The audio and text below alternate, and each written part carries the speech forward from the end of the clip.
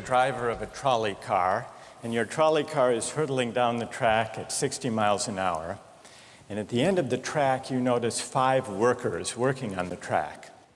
You try to stop, but you can't. Your brakes don't work.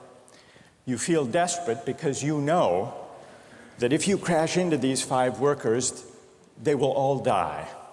Let's assume you know that for sure. And so you feel helpless until you notice that there is, off to the right, a side track.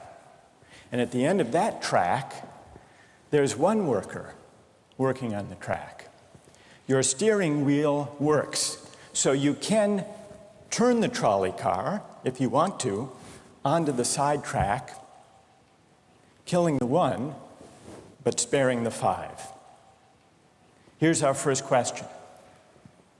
It can be right to kill 5 if you could kill 1 person instead. Certain moral principles have already begun to emerge from the discussions we've had. And let's consider what those moral principles look like.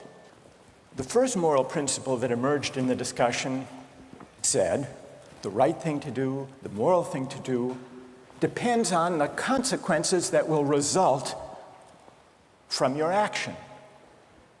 At the end of the day, better that 5 should live, even if 1 must die. That's an example of consequentialist moral reasoning. Consequentialist moral reasoning locates morality in the consequences of an act, in the state of the world that will result from the thing you do.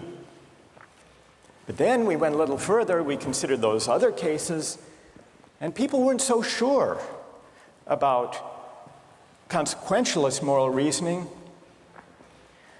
When people hesitated to push the fat man over the bridge or to yank out the organs of the innocent patient, people gestured toward reasons having to do with the intrinsic quality of the act itself, consequences be what they may.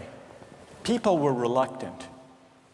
People thought it was just wrong, categorically wrong, to kill a person, an innocent person, even for the sake of saving 5 lives. At least people thought that in the second version of each story we considered. So this points to a second categorical way of thinking about moral reasoning. Categorical moral reasoning locates morality in certain absolute moral requirements, certain categorical duties and rights, regardless